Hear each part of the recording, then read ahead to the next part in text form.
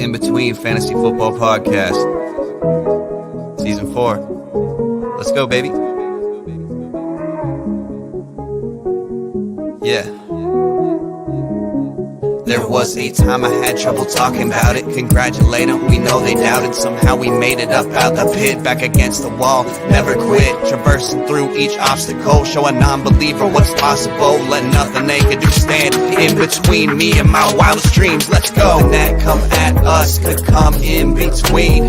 Life gave me the worst, yet my side grew so green. We've been down in the dirt, been tossed in the trash, but I never strayed from my path. When we're gone, we ain't looking back.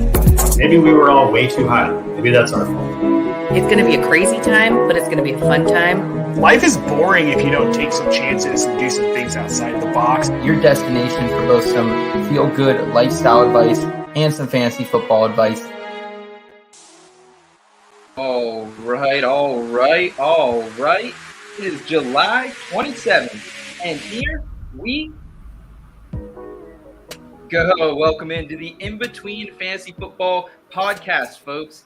NFL training camp is among us. Another story is about to be told in the NFL's incredible run here. Tonight, Seth Woolcock, I'm with you. We also got Scott Rainier, my co-host tonight. No poll votes, still on vacation. We gave them the PTO, wanted them to, take some time for themselves, for Jackson. But Scott, we got a busy show ahead of us, my friend. I'm excited. Poll vote's been gone forever, it seems like. But you got to be able to go on vacation. So yeah, more fantasy for us, man. Yeah, I'm stoked. I've gotten to do the pod every time for like a month. Sweet. Hey, we're running strong here, man. Next month, we possibly might be going weekly as well. So the time is coming. Fantasy football drafts, they are among us, folks. Some redrafts actually kicking off very soon. So, guys, we're going to give you everything you need to know from these last couple of days of training camp. All 32 teams are reported. So it's going to be an absolute blast to jump into this. We got some injury news. We got some veteran free agency signing news to go over as well. Just kind of feels like, a buzz is in the air, Scott. August 4th, Hall of Fame game. So not far at all away from the preseason already kicking off, man. No, it's crazy. It just sneaks up on you. I've known it's coming, but then you start seeing all the videos because I think most teams really started practicing today.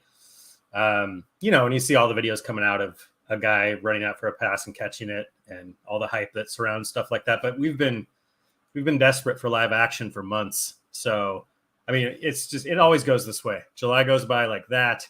Hall of Fame game is in like a week, and before you know it, preseason games and then the season. It's an exciting time of year in this industry.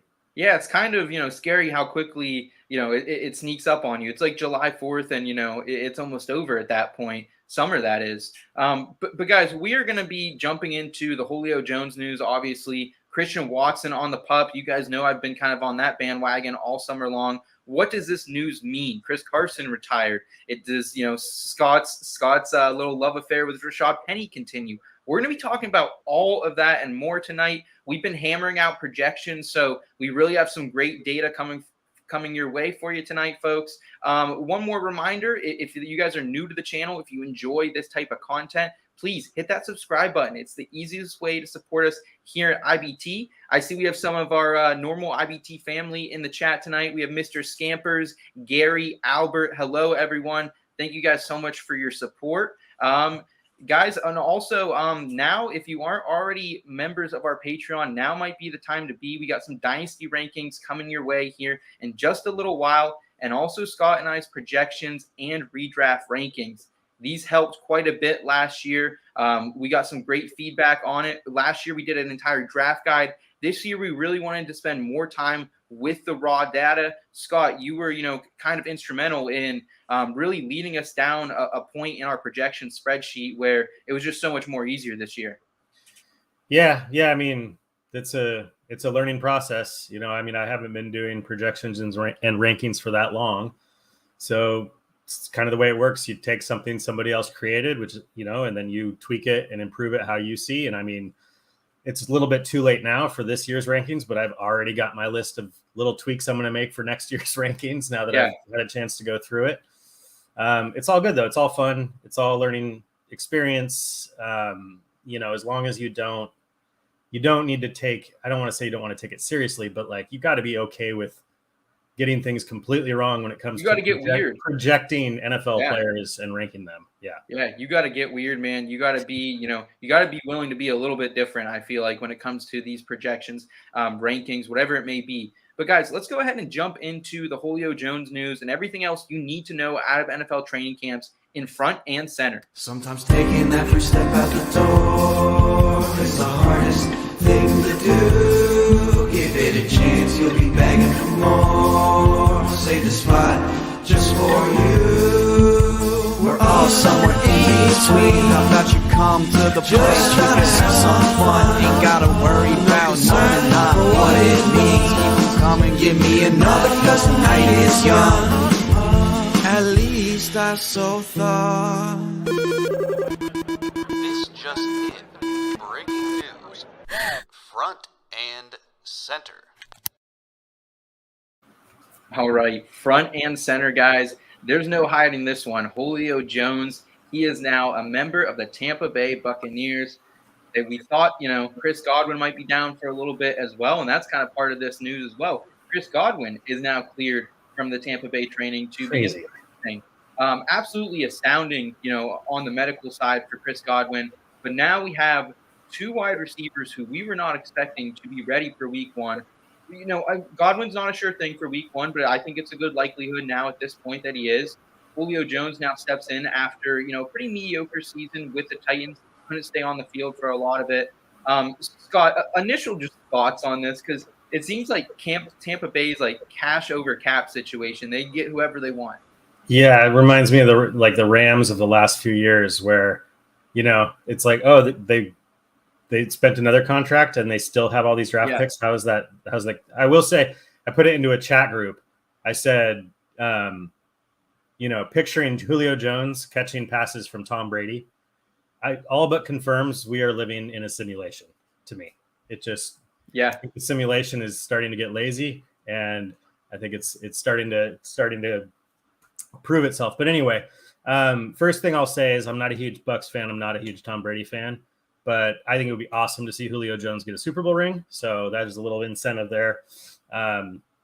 If the Bucs were to make a run, as far as the rest of the team, Godwin, it's amazing that he is cleared to practice after tearing his ACL in what was it, January?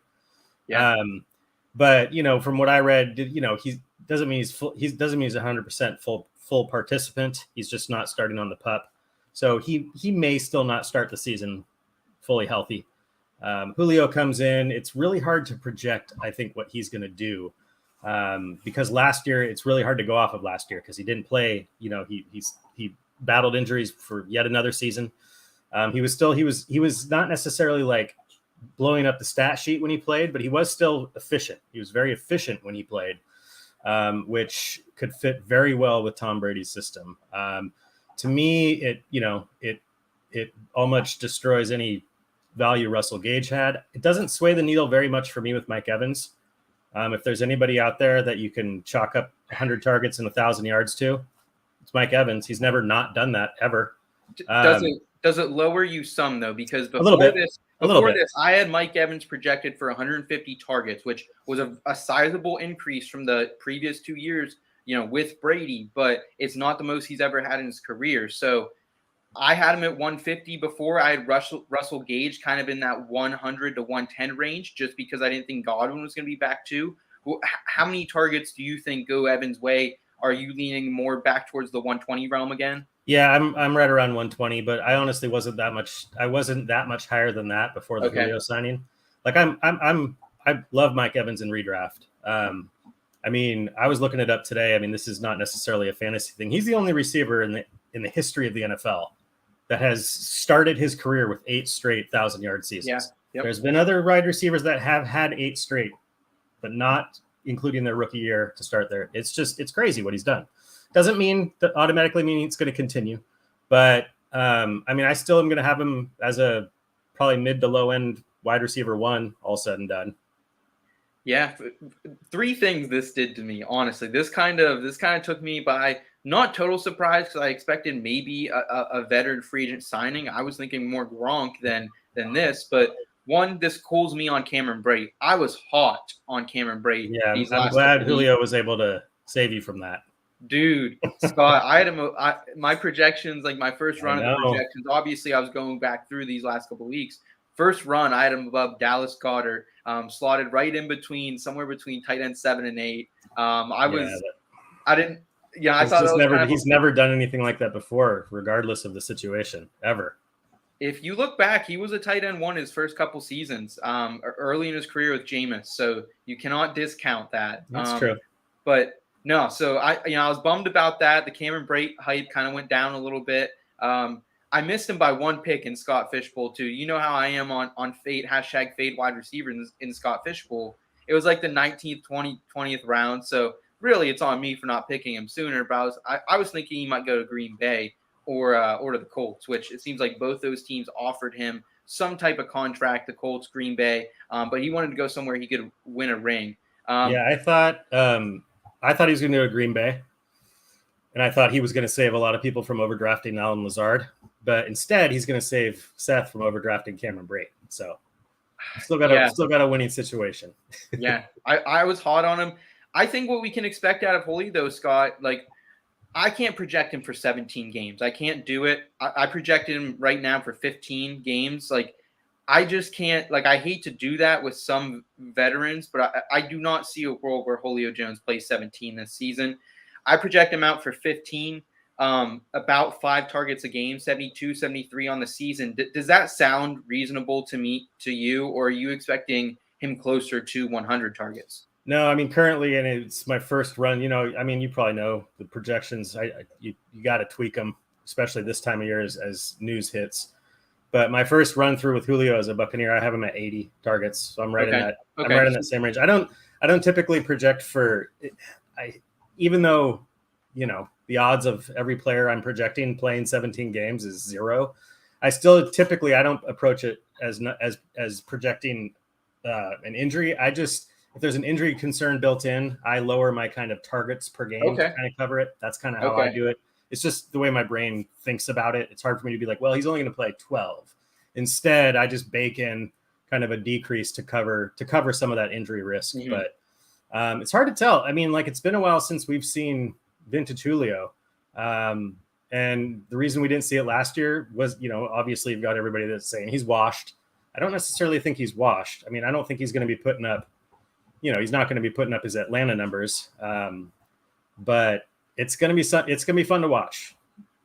We had a question from Albert here, the impact on Russell Gage, and we kind of talked about it a little bit, but Russell Gage to me, I think does take the most significant hit here. If Chris Godwin was going to miss some time, if there was going to be no Julio Jones, I was projecting for, 100 or so targets. I think now, he's at least going to take a 30 to 25 target hit. He'll be, closer to that 70, 80 target range.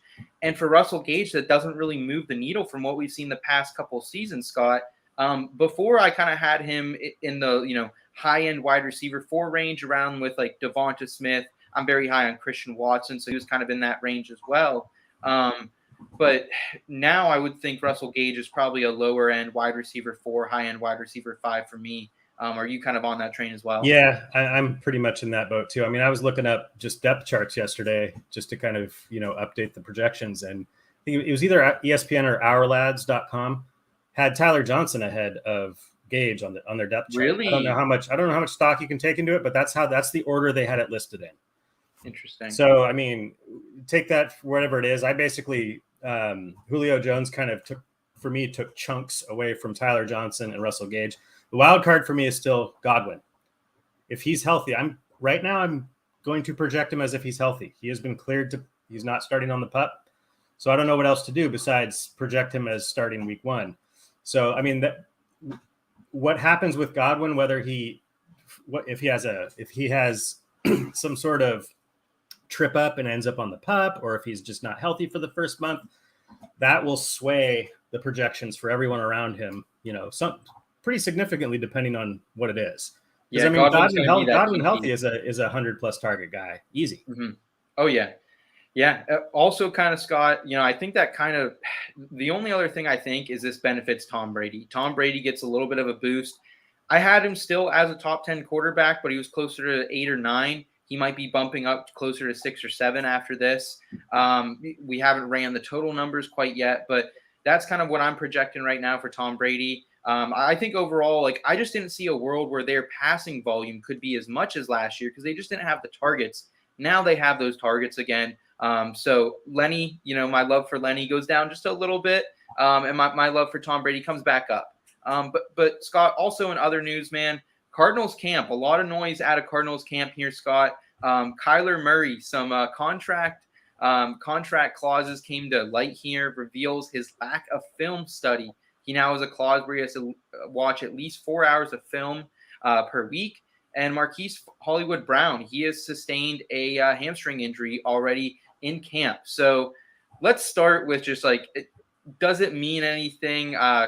Kyler's, lack of film watching, because this is something I've kind of harped on him for a while, was just the overall, regression we saw at the end of the last 2 seasons. It's been pretty consistent, very sizable drop-offs, over 10 points per game in 2020. So I'm a little bit concerned about Kyler. Seeing this in the contract does not make it any more. And then, Scott, check this out, too. This is a pretty good tweet. It's just is this the Call of Duty releases? Yeah, this. Yes, yeah, this is the internet had some fun with the Cardinals making that piece of Kyler's contract public, as the internet does. I did see that one. It's pretty damn funny. But for listeners and not viewers, guys who are listening to the podcast tomorrow, this is basically a chart that correlates the release of Call of Duty games and Kyler Murray's fantasy points scored after those releases. So they're kind of just pointing some stuff out on it. I thought it was kind of a funny thing. But does this actually impact you at all on how you feel about Kyler Murray? Because this is kind of where I was before. I was hands off at his ADP already this season. No, I mean, the fact that it's a little bizarre that it is this public piece of his contract. I did find myself reading either a tweet or an article from somebody that writes for the Cardinals, and he had some conspiracy theories about how it's language built in, so they'll have an out if he fails or something like that. But for me, it's all a bunch of noise. That particular language being in the contract doesn't affect my outlook on Kyler at all. I'm probably a little bit higher on him than you, but not as high as I have been the last few years before this year. I was very high on him last year. Yeah, he was almost my QB1 last year. I was that high on him. Yeah, but he hasn't. He has shown that regression towards the end of the season, whether it has to do with Call of Duty or not. Yeah. So, and just, a few other quarterbacks have emerged. Like you've got Herbert now that jumped him. And so there's just other quarterbacks I want in that range.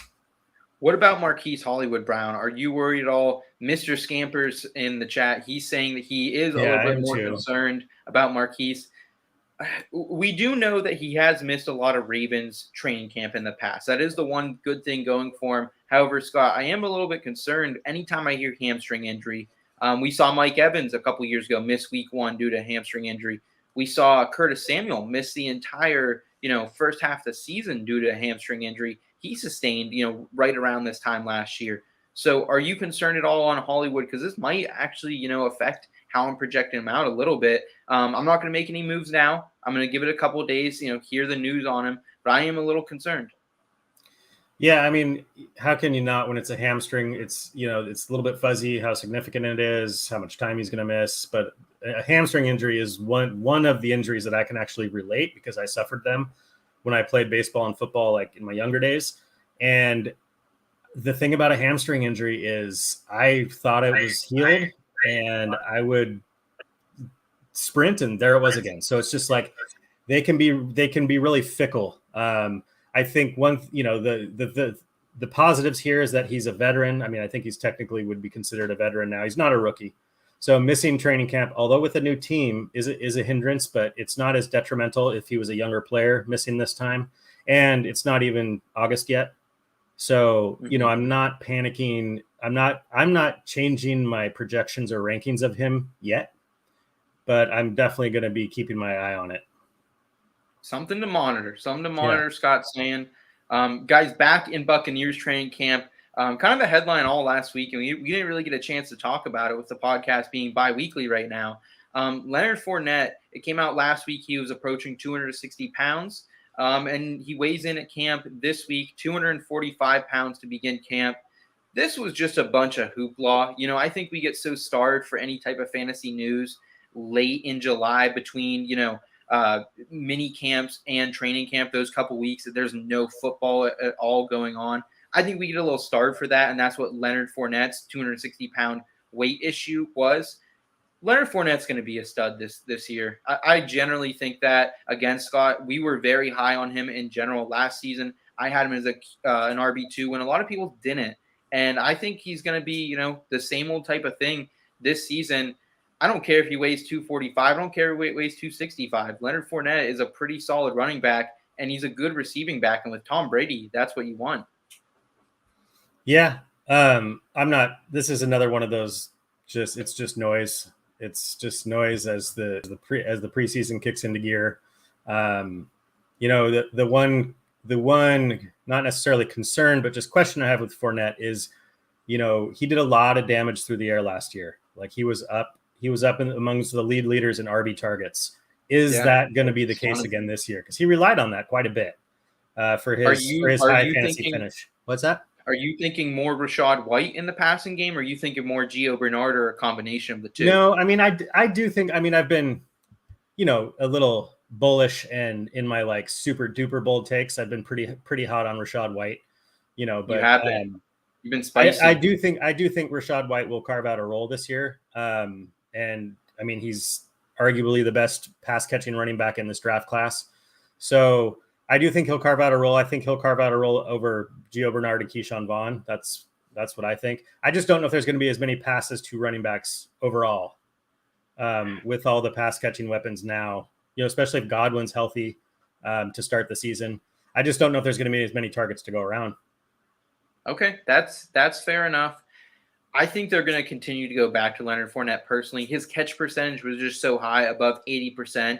He didn't do a lot of yards per reception, but he's not really known for, being big plays through the air. But he was reliable, a lot of first downs. If you're playing in first down leagues, Leonard Fournette is even more sexy of a name to me. Scott, real quick, let's just do a mini would you rather of Leonard Fournette.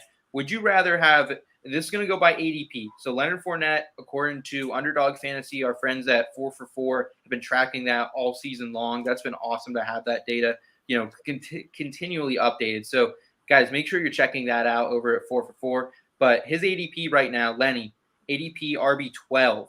Would you rather take him RB12 or Aaron Jones RB9?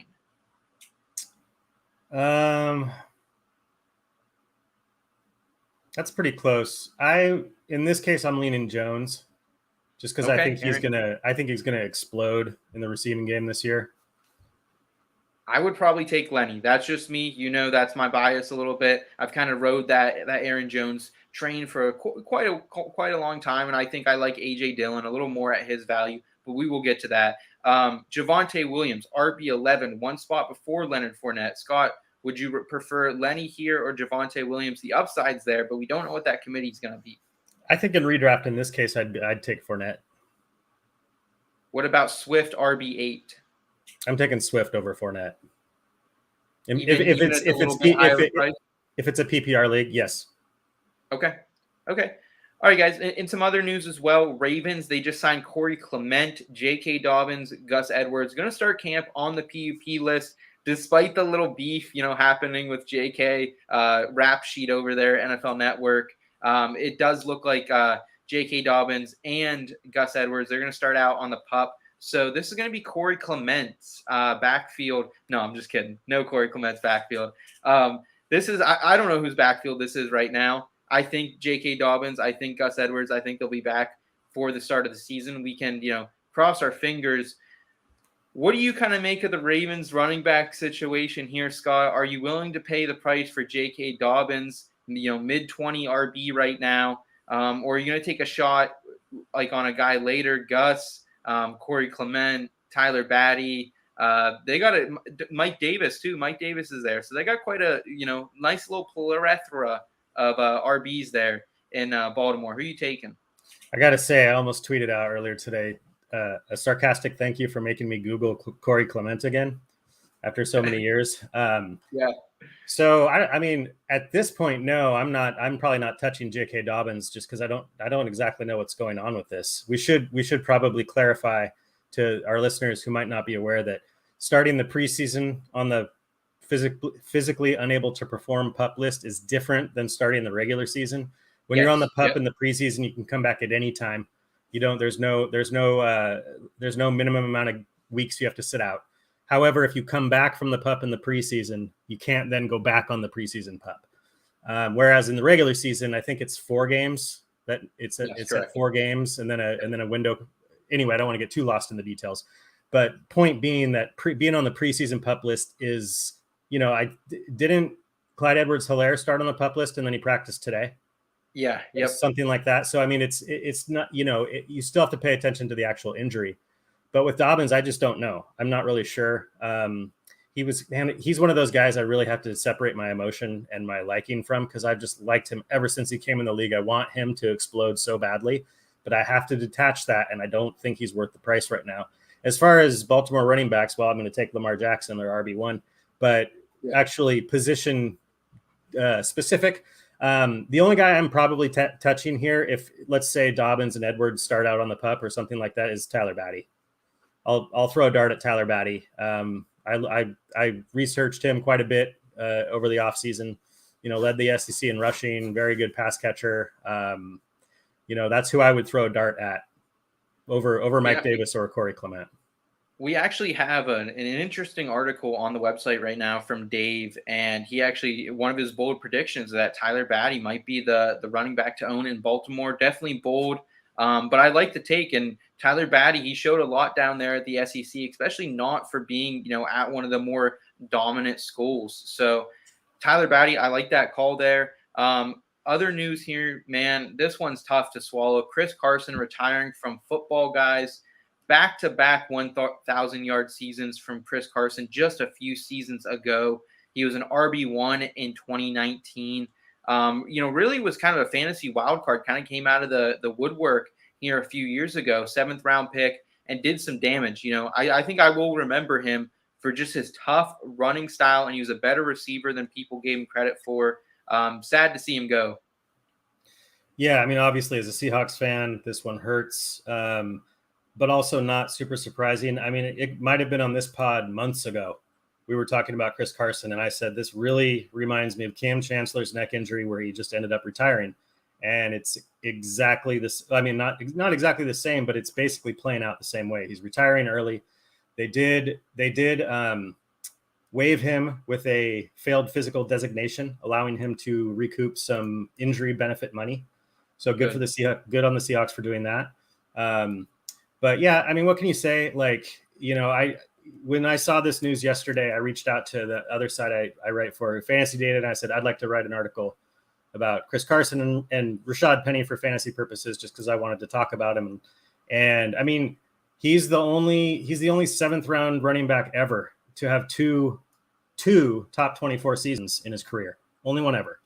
I mean, just 7th round running backs just don't become fantasy relevant. I think I looked up the data, and since 2002, a 7th round running back has made the top 24 like 5% of the time, and the top 12 like 3%. And Carson did both. He was really fun to watch. He ran for contact. He ran through people, which ultimately played a part in his significant injury, I'm sure, that running style. But yeah, it was he was 4 picks away from Mr. Irrelevant. He was like the 31st pick in the 7th round. I mean, it's just like the story is pretty incredible that he was able to ascend to where he did.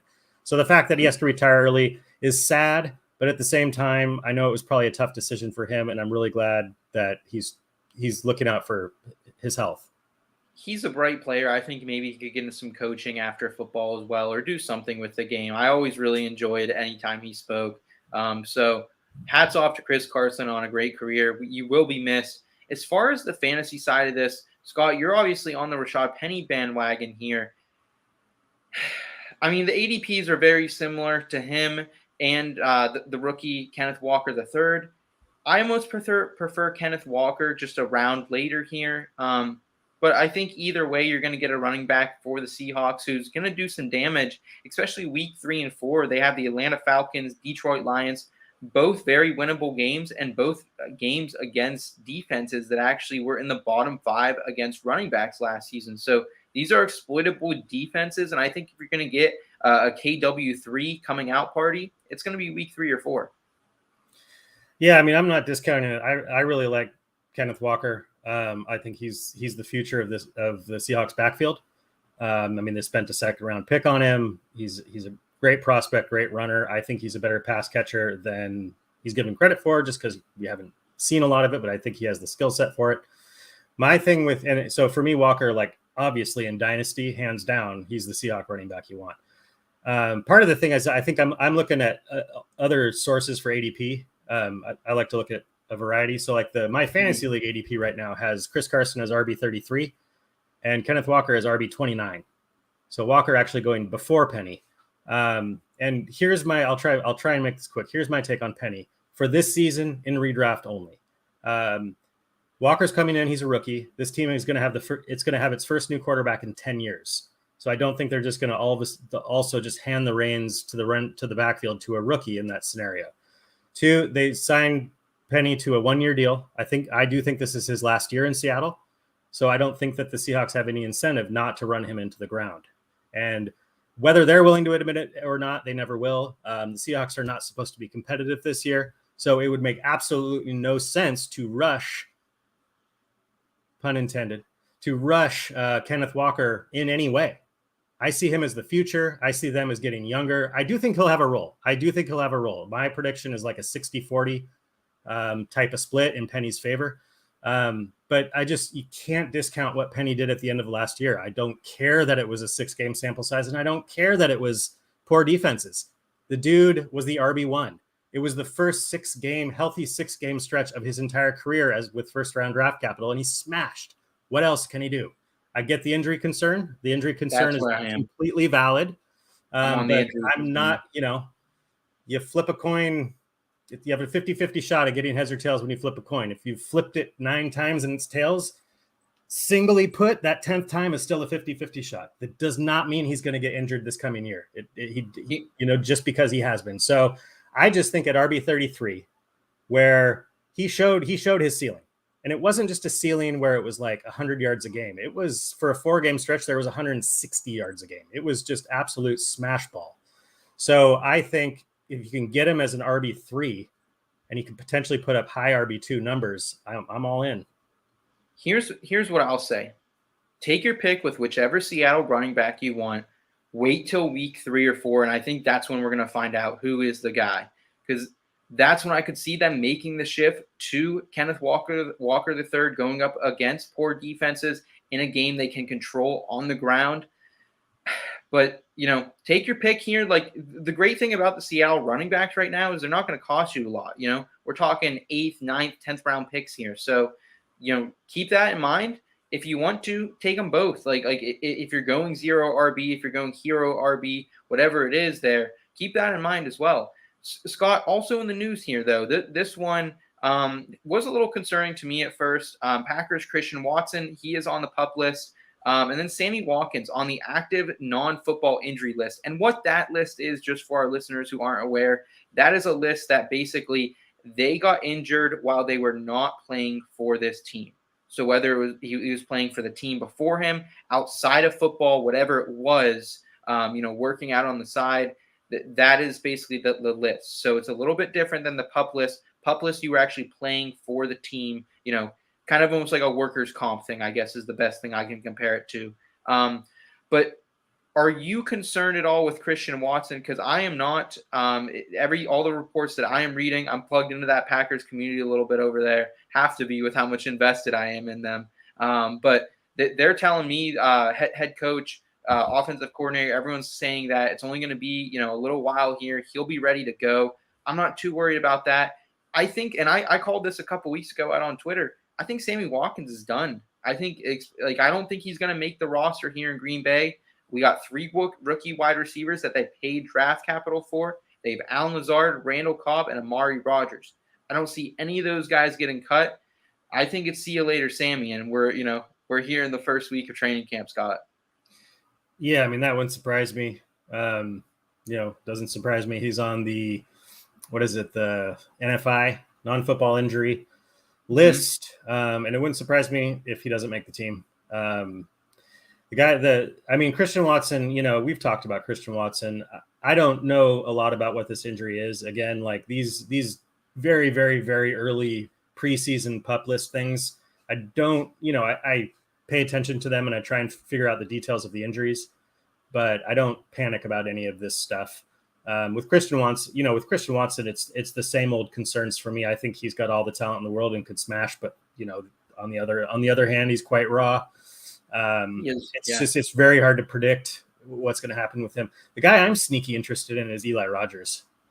I'm just sneaky interested to see what happens. Amari Rogers. Sorry, Amari Rogers. My bad. Eli Rogers, former Pittsburgh Steeler there, Scott. Yeah, wrong guy. Don't know who I was thinking about there. But Amari Rogers, similar to how I'm interested in Josh Palmer in LA. It's these second-year receivers that didn't do anything, so everybody just forgot about them. And they could have an opportunity. Yeah, my issue with Amari Rogers is going to probably beat out Randall Cobb for that slot role. Christian Watson, he's going to work out on the outside. Expect Lazard to probably take the X. Watson over there in the flanker. So overall, I'm excited for this Packers team, man. I think it's going to be a fun one. We're going to talk a little bit more about it later. But Scott's saying, and I'm saying, don't get too concerned about Christian Watson right now. Sammy Watkins, as we're getting some agreements in the chat, might be done for him. So do not be drafting Sammy Watkins out there thinking you're clever. Been there, done that. Cool.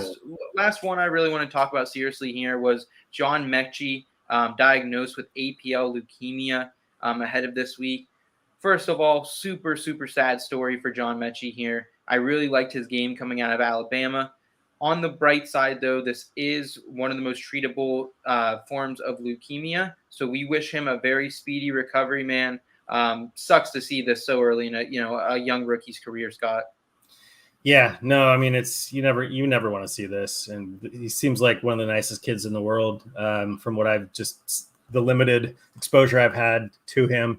But like you said, I mean, thankfully, it is a very treatable form of leukemia. It's actually the same diagnosis that Chuck Pagano had back in I think it was 2012-ish when he had to take a leave of absence because he had leukemia and he was able to fight through it.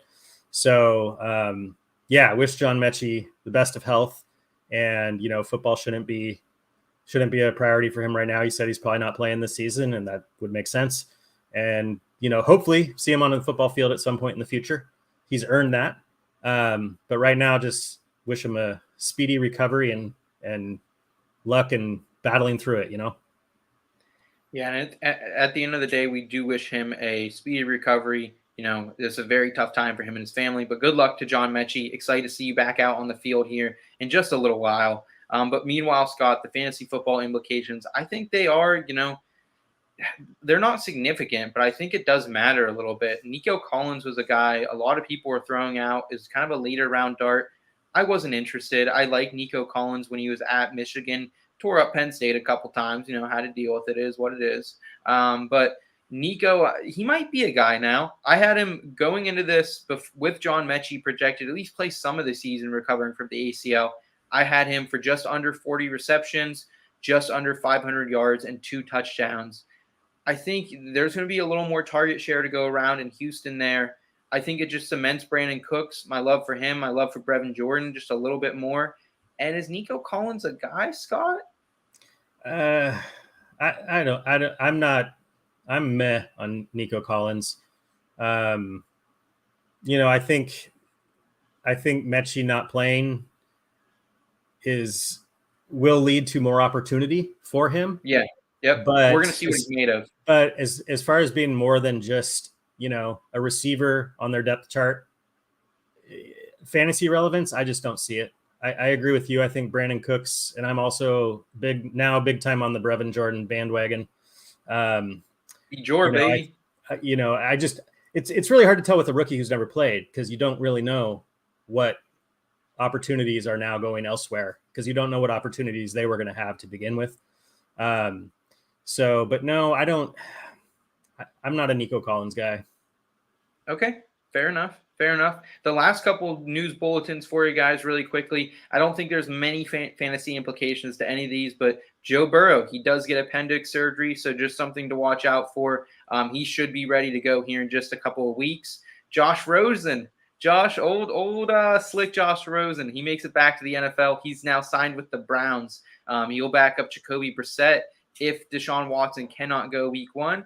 And then Justin Ross, that's a tough one too for the Kansas City Chiefs. He had a lot of injury concerns, was a very highly touted talent in college, ended up sliding out of the draft, going undrafted due to injury concerns. And now Justin Ross, he's going to start on the PUP list this season. Sad to see that one, man. That was a lot of late round dynasty dart throws people were throwing on them.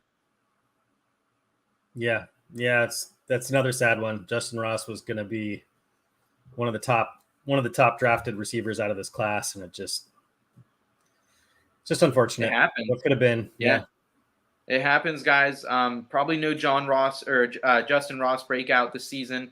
But guys, we do have a temperature check right around the corner. We're going to talk about potential league winners, players that Scott and I think at their ADP, they can actually help you go not just to the playoffs, but to win a fantasy football championship, win those bragging rights. So stick around, and we're going to get into temperature check right now.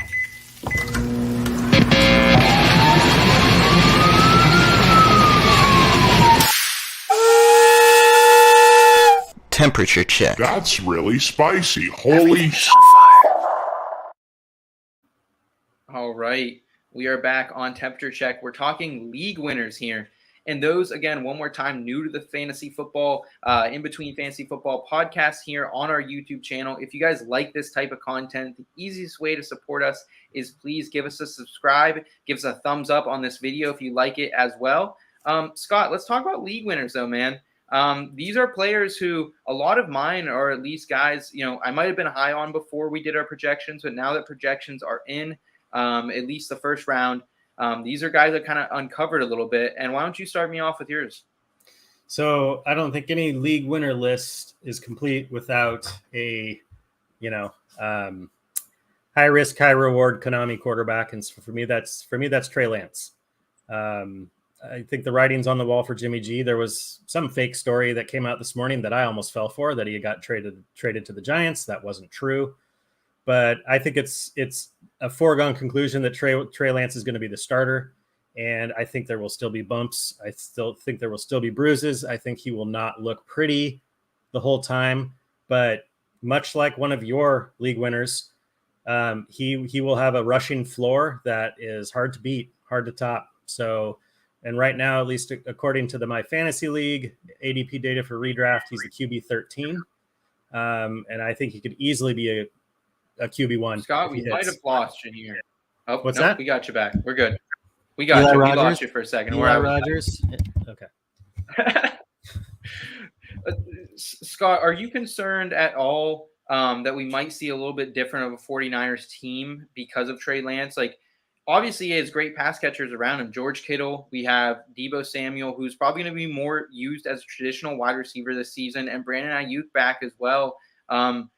I like it. I haven't. The 49ers are one of the toughest teams to project for me, just because you have to change so much of what they're doing offensively around Trey Lance. What do you kind of see his ceiling, though? Do you see him QB1 overall as his ceiling? Not yet. I can't go that high with him without having actually seen something. I mean, I think in the future, with any of these quarterbacks, because when Lamar Jackson came into the league, there were plenty of people that were looking at him the same way I think people are looking at Trey Lance. Like, no way. He's just a runner. He can't really be a quarterback in this league. And here we are. So, not that high as of yet. But I mean, the thing about the 49ers, if he does unlock their quarterback position, they are going to be a problem of a team for quite a while. Because they have a lot of other things going for them. I mean, hell, they were one game away from the Super Bowl last year. So yeah, I mean, QB1 overall, that might be a bit of a stretch. but he's just much like Jalen Hurts. He's going to have that like basically touchdown pass that he banks at the start of every game in rushing yards. Are you at least excited at QB 13? It sounds like that seems like a pretty Would you take him over Aaron Rodgers right now? He's going kind of in that range. Aaron Rodgers, Derek Carr. That's kind of where he is in redraft land right here. That's pretty close. Oh, honestly. There we go. We got Albert saying it too. Lance or Rodgers. To me, this is a very classic. Do you want safe or do you want risk? And like honestly, at this point, I'm probably gonna go for the home run and Lance. If they're all sitting there in that range, I'll go Lance over Carr for sure. Rodgers is tough just because it doesn't matter who his guys are. He's gonna do his thing, and Rodgers to me is very safe, like I said, and Lance is not safe at all. Could completely backfire. Yeah, but you know what? You only live once, right? Scott's getting risky here. Second-year quarterback Trey Lance. He would take him over Aaron Rodgers. He's saying, I'm a little more conservative with my QB. I can't, pass up the two-time reigning MVP, but that's just me. I want to go to his team, though, here, Scott, for my first league winner, and that's A.J. freaking Dillon. This was one of those players, and we've talked a little bit about it before the show, Scott, that before you do projections, you kind of don't dive into all the actual numbers of last season. Sometimes you forget how good or how involved a player was, and that was A.J. Dillon for us. And guys, here's what we know about A.J. Dillon. Here's what we know about the Packers. We already talked about questionable receiving core. A.J. Dillon last season, 5 touchdowns, a very sound yards per carry average. So he's efficient, top 12 in red zone touches. That's huge for me because even though Aaron Jones was sneaky good in the red zone, has been his whole career, they leaned on a second-year A.J. Dillon, so they trust him. He did all this, though, in a snap share of 43%. And I think that's the biggest thing here. I'm expecting the Packers to up their 12-man personnel, give them more tight ends around there, work out of the 2 tight end set, better yards per carry. I'm also expecting more 21 and 20 personnel with both Aaron Jones and A.J. Dillon in the backfield or both on the field at the same time. I really think A.J. Dillon is kind of an unsung hero, Scott, especially in the receiving game. Over a 90% catch rate through 2 seasons. That's kind of sneaky good. And it's not like Ronald Jones a couple years ago where like, oh, Ronald Jones has caught 17 of his total, career 20 passing targets. He's actually, he had over 30 receptions last season. So how do you feel about A.J. Dillon here? Because I see 200 plus carries, 900-ish yards, and 5 touchdowns, kind of being conservative with him, not to even mention his passing work. Yeah, I mean, I'm in lockstep with you on this one. I dove into A.J. Dillon. I think we were talking about it. I had forgotten how actually involved he was. Like I tweeted this out a little bit earlier today. It's like A.J. Dillon, like when you're talking about who are the best handcuffs in the league, it's not A.J. Dillon because he is not a handcuff. He had more carries, rushing attempts last year than Aaron Jones with like 15% less in snap share. His carries per snap were much higher than Aaron Jones. Obviously, Aaron Jones is the pass catching back, but yeah, A.J. Dillon caught 34 of 37 passes for almost the same amount of receiving yards as Aaron Jones. So I'm never going to say that A.J. Dillon's going to take over that role, but I think he already took over the lead ground rushing role. I think they're both going to be on the field quite a bit. I think if either one were to get hurt, the other one is just a league winner immediately. But I mean, A.J. Dillon, I think potentially has the better 3-down back skill set at this point. I think Aaron Jones is going to catch a million balls this year with their receiving core. I think Aaron Jones is going to, that's why I'm still very high on Aaron Jones, because I think he's going to just get, showered with targets. But A.J. Dillon, it's funny what you just said. By projection, a little over 200 carries, close to 1,000 yards, rushing. I think I had 6 rushing touchdowns, but then I also have 40 targets. Yeah, 30 to 40 targets, probably 1 or 2 touchdowns through the air. Yeah. And to me, that's just almost his floor at this point. Exactly. That was like conservative projections for him. Absolutely, Scott. I think right now, A.J. Dillon's ceiling is high. Like, I think it's a high RB2 ceiling with Aaron Jones intact. if anything happens to Aaron Jones, we're talking about, a top 5 RB on the season. So, having that all baked into an RB 24 ADP on Underdog Fantasy Best Ball right now, I love that. Give me that. Give me a safe floor of an RB2 with RB1 upside. In the 6th round, I can absolutely live with that, Scott. So AJ Dillon, guys, bookmark it here. He is one of my potential league winners. Scott, who's your second potential league winner for tonight? Well, we've already talked about him. So I'll mention it's Rashad Penny once again. And for me, I think I've already kind of stated my case on him. It's based on him, the ADP I'm looking at going as the RB33. I think it was the FYF Front Yard Fantasy Show today that was doing ADP trivia, and it asked about Pollard, Patterson, Hunt, and Penny. And Penny was last. And this was ESPN ADP. Okay. Penny was last. And I do not think Penny should be last on that list. So to me, that's just the kind of thinking that I'm talking about, that you can get him at that price. And he already was a league winner last year at the end of the season. I mean, he was. People who were lucky enough to get him won their leagues because they had Rashad Penny. Mm-hmm. I know because I faced them. And I was the guy last year when Rashad Penny took over that was like, no way. So I didn't even put a claim in on him. And then he gets picked up and everybody beats me with him. So, I mean, he's already done it. And I just, like I said before, I love Kenneth Walker, but I don't think that Rashad Penny is just going to immediately lose what he did at the end of last season, the starting job, to a rookie. Okay. With Chris Carson out of the picture, I totally understand the call there. Scott, we'll move to my second league winner here, Justin Jefferson. And this isn't a surprising one, but obviously we know his ADP is going to be up in the 1st round. I guess I just didn't realize how much pure potential Justin Jefferson has to not just be, the wide receiver 1, but to be the, overall player on the entire season. That's what I think Justin Jefferson has in store for him this season. And who is he? Who is Justin Jefferson? He's a player that has not only surpassed OBJ's first 2 seasons mark for, most receiving yards through 2 years. He absolutely crushed it by 250 yards. Justin Jefferson comes into this year now, though, with Kevin O'Connell, which I think that's going to be a big difference for J-Jet there. I mean, I don't know. How many times did you see Mike Zimmer just not calling aggressive plays, Scott? Even when Dalvin Cook was out, I mean, I love Alexander Madison as much as the next guy, but do we really need to see him go 25 times a game? Yeah, I mean, I'm not sad Zimmer's gone. There's a lot of kind of head wringing, going on with some of the decisions. And I mean, the only thing I disagree with you on this is that he's already like a top 3 wide receiver for me. So it's not really a league winner situation. But he's absolutely, could be that receiver like Cooper Kupp last year that just, you get on his back and you ride.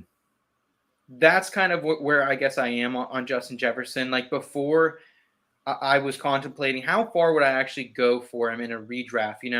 Derrick Henry's there, Austin Eckler, CMC, JT. How high am I willing to go? I think outside CMC and Jonathan Taylor, I'm willing to go at 3 at this point for J-Jet. I mean, it's just when I look at how he's been used the last couple of years, he's led the league in air yards and air yards target share. So he's getting the deep ball, but he hasn't really, been used as technician underneath. Like we haven't seen, when I look at his game since the very beginning, I saw a lot of Devontae Adams, and we haven't really seen that technician kind of beat him, over a 10-yard slant or a 5-6 yard zig. And that's what I think Justin Jefferson can do here in the Kevin O'Connell system. The last 2 years, Justin Jefferson has put up great numbers on a team that has been at max league average in passing percentage. Kevin O'Connell last year under him, Matthew Stafford threw 600 times, guys. So I think mix that recipe together, and I think you're going to get higher volume for the Vikings. I think you're going to get more clever play design. Get Justin Jefferson out in space. I'm looking forward to this. Buckle up, baby. Yeah, I don't know if I'd have him as high as my wide receiver 1. But I mean, I think for me, the top 3 receivers are Kupp, Jefferson, and undoubtedly. Yeah, those are my top 3. In Dynasty, he's my wide receiver 1, Jefferson. But in redraft, it's those three. I haven't really made a decision yet who I have at 1. I'll let my projections play out. But right along with Albert's question here, once those first, I don't know, the Taylor, CMC, maybe even Dalvin Cook, those first few running backs are gone, I'm looking at Jefferson in the mid first. So 6 or 7, probably. Yeah, somewhere in there. Like I said, I'm still, I'm still figuring a few things out, whether I would take Chase or Kupp or Jefferson as the first wide receiver off the board, but he's right there. Yeah. Yeah. That's kind of where I was for a long time. I had him somewhere in that 6, 7, 8 range. Now he's moving towards my overall player 3, Albert, just so you know on that one. But I'm just a little bit higher than I think Scott is on him right now. But everything could change, as we know. Scott, why don't you take us through, bring us home with your third and final league winner? What a transition here from Justin Jefferson to Kadarius Toney with the New York Giants. So this is more of a deep sleeper league winner type situation. He's on my fantasy league. He's going as the wide receiver 48. So I mean, he's basically a wide receiver 5. There's not a lot of track record here. I did write about Kadarius Toney in one of my IBT articles, so I did look into him somewhat. And this is a little bit of small sample size stat chasing, I'll admit it. But the way he took over that game against Dallas last year and had like 189 yards receiving, I watched the film on that game and he was unstoppable. No one could cover him. No one could touch him. Following that game, the first four targets of the next game in the first quarter went to Toney, and then he got hurt and then never really made it back that season.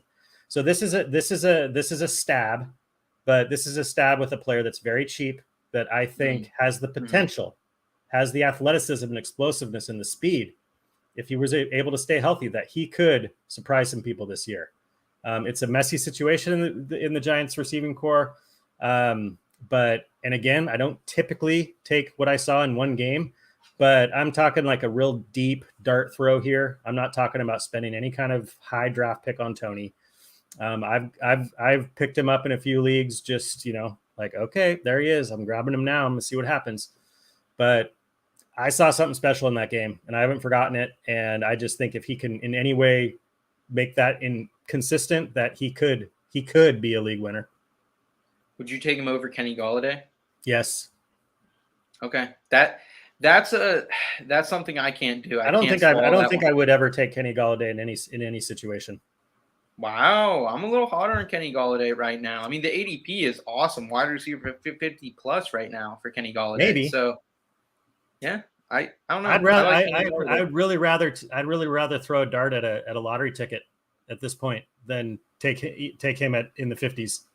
I'd rather take a shot on some other rookie or a Kadarius Toney or Josh Palmer. I don't want to have anything to do with Golladay. I could be wrong, but that's just how I feel. Scott, how do you feel about a little charity bet right now? Sure. You have to take Eli Rogers. What about $25 to the winner's charity of choice? Okay. I'll go Kenny Golladay. You go Kadarius Toney here. Okay. What format? PPR. And are we doing points per game, total points? Let's smoothest routes because you've already won. What do you what do you think in that? What do you think? Probably points per game. Would you want to points per game is probably so an injury doesn't kill it. Yep. Yeah. And if like one of them plays and gets 20 points and gets hurt, misses the rest of the season, we'll talk because that doesn't really count either. Yeah. Okay. Yeah, $25 Toney versus Golladay. I like it. Awesome. We got Gary in the chat saying gives me a reason to watch the Giants. Yeah, we got Gary in the chat saying I'm a Kenny fan. Got him an SFB. I was a huge Golladay fan a couple years ago. I just been burned a couple times. You sound, Scott. I'll round it out here, guys, with my final and third league winner on the night, Jalen Hurts, QB6 right now off the board, underdog fantasy ADP. And I think this comes down to not just how much I believe in Jalen Hurts, but how much I believe in the Eagles this season. And I was very, very down on them. Last season, they shocked the world. I thought they might have the worst roster in the league. They've continually improved that roster throughout the season, whether it was the draft, free agency, whatever it was. The Eagles absolutely crushed the offseason. Looking at their schedule right now, Scott, obviously against the NFC East, it's going to be a little bit inflated, but I think they're going to win 12 or 13 games. I really, really think they are going to. Right now, I have him projected for just over 4,000 passing yards. I think the rushing's going to come down a little bit, but I think the passing is going to balance it out right now, where he's going to be, conservatively a top 5 quarterback. And I think at the high end, he could be the overall QB1. Best offensive line in the league. A coach who believes in him was wearing his T-shirt today. I don't know if you saw that, but Nick Sirianni actually had a Jalen Hurts T-shirt on today, so that was awesome to see. The best receiving core, though, he's ever had as well. Like, let's not discount that. Zach Pascal could have honestly been his wide receiver 2 last year. He'll be his wide receiver 3 with A.J. Brown out there. Dallas Goedert back healthy. He's the guy for the first time in the Eagles' history. I don't know, man. I think Jalen Hurts, I'm willing to take the price at QB6 if I'm paying up for a QB. And I think he could be the league winner here, Scott. I think he very well could. I started this section off with, anytime you've got a rushing quarterback, if they put it together, like for instance, if Hurts is able to hit that 4,000 yard passing yards threshold, then yeah, I think he'll definitely be a top 5 QB. I just don't know if he can. I've come around. I was a little bit more down on him as the offseason progressed. I was just in the camp of like, he is, yes, a good fantasy quarterback, not a good NFL quarterback. But then the Eagles, they made a bold move and they went and got my favorite player in the NFL, which is A.J. Brown. And all the things you just said are all putting Jalen Hurts in a position to succeed, especially a coach having the confidence in him. So I'm not willing to say I think he has overall QB1 coming his way.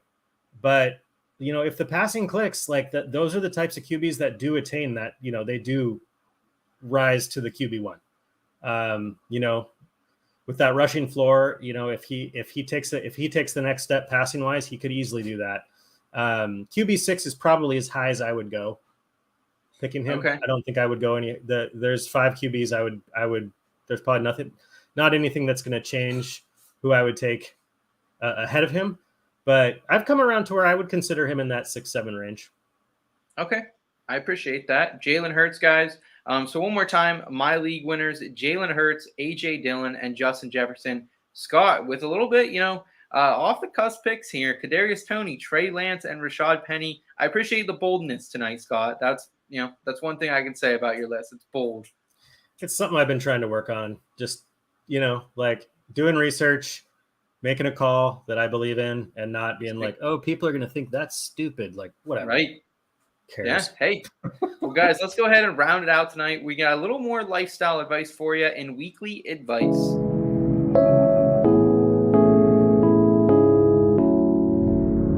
Weekly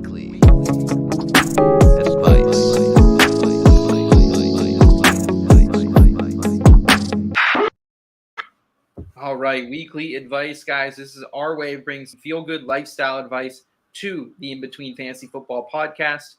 This week, I want to talk about goals, and I think goals are something that we need to consistently have in life. We can't, be super obedient to them where the point that, it knocks us down if we don't reach one of these goals. But I think it's good to have goals and continue to adjust them throughout a time period. In this case, we're going to talk about goals for the fantasy football season.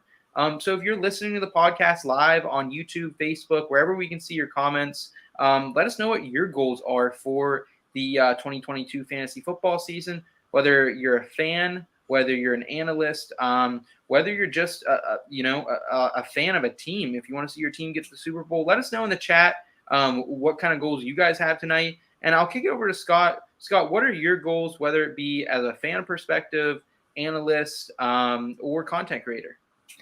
One thing more in general, just to add to, it's a very important thing. I've not always been the best about having my own goals. It's one of those things where I will tell others that it's important, but then I'm not necessarily the greatest at walking the walk. But one thing to keep in mind is, it's important to have goals of kind of varying levels of significance too, in my experience.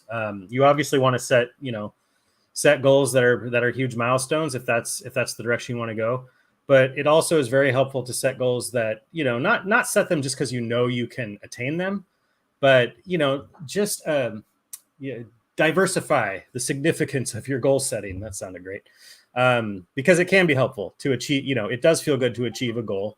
And if it's something worthwhile, even if it's not significant, it just kind of adds to that confidence. And certainly for me is very helpful. So some of my goals, my goal as a fan, as a Seahawks fan, is to be true to my word in that I'm okay with the fact that they're not going to compete this year.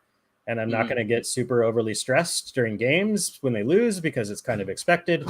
I want to watch the games from a different perspective this year, like really watching some of the young players, watching how they develop over the course of the season. Because the Seahawks, the any success for them is in the future. It involves a different quarterback, and probably is at least a couple time, baby.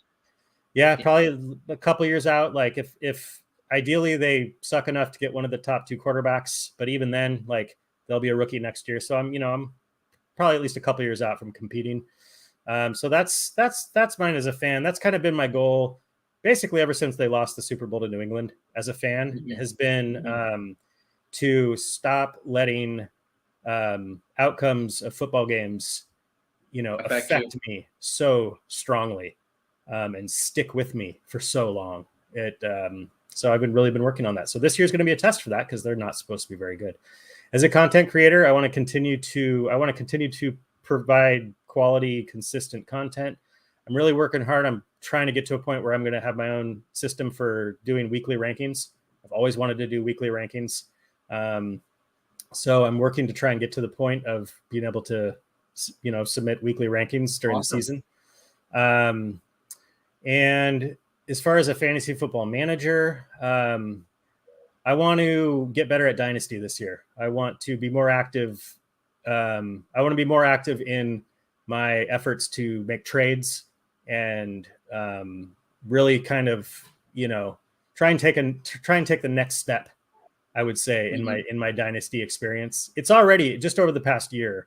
Like a year ago, if you were talking Dynasty and I was talking players, it was really hard for me to separate it from my redraft thoughts. But after a year of, not necessarily like just producing any Dynasty content necessarily, but just talking to people about Dynasty and reading articles about Dynasty and having Dynasty teams that I'm looking at all year long. Now now it starts to make a lot, just kind of the picture starts to become clear. So my goal is to that. And, I'm in an IDP league. I want to improve in those formats that are not as comfortable for me. Awesome, man. Well, I wish you the best of luck, Scott. I know you're going to crush it this season. A couple of my goals here and a couple of goals for us here at In Between Media. One of them straight off the bat is I want to hit 1,000 subscribers on In Between Media's YouTube channel.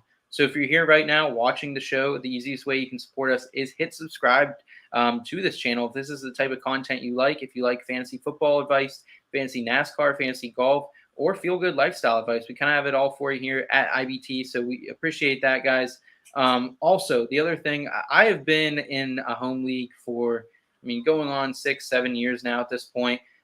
Longer than that, but in this true format that we've been playing in, 12-team PPR, for about 6 or 7 years, made it to the playoffs every single year. And there's almost like a hex over me, in the championship game. I play John Kelly. My opponent plays CJ Anderson. I had Todd Gurley all year. Just weird stuff happens to me after I get eliminated. Last year I had Jamar Chase, but I was eliminated the week before he went off. So just some crazy things always happen to me. So this is my goal, to break my home league hex this year. Let's get Seth a ring in his home league. Let's do it. Yes, I am ready. I've been so close. And I think overall, Scott, my final goal here for 2022 and the fantasy football season, I want to help other people win championships as well. Yeah, I want to hear. Yep. Yeah, week 18. If some people can jump in the comments, say, "Hey guys, you helped us win our fantasy football championship. You helped me, make this much more profit in my betting slips, in my DFS slips, whatever it may be." We want to do that here in Between Media. We don't also just want to help you win money or be profitable in your fantasy football leagues. We also want you to enjoy it, have fun in life, and be a little bit happier. So if we can be a little bit of a dose of happiness to you this fantasy football season, guys, please hit subscribe, whether you're on iTunes, Spotify, YouTube, whatever it is, guys. We greatly appreciate you tuning in tonight. We're going to be back really soon with some more great fantasy football content. The season is here, Scotty. It is time, my friend. It is. Data is about to happen. I love it. Yes, we're about to be here. Preseason, Hall of Fame game, guys. We are not far away from it. Keep up to date with us on Twitter. I'm at _SethFF. Scott is at MunderDifflinFF. The site, everything we got going on over at IBT, at IBT_media. Guys, have a great rest of your week and keep it in between until next time. Thank you. Your destination for both some feel-good lifestyle advice and some fantasy football advice.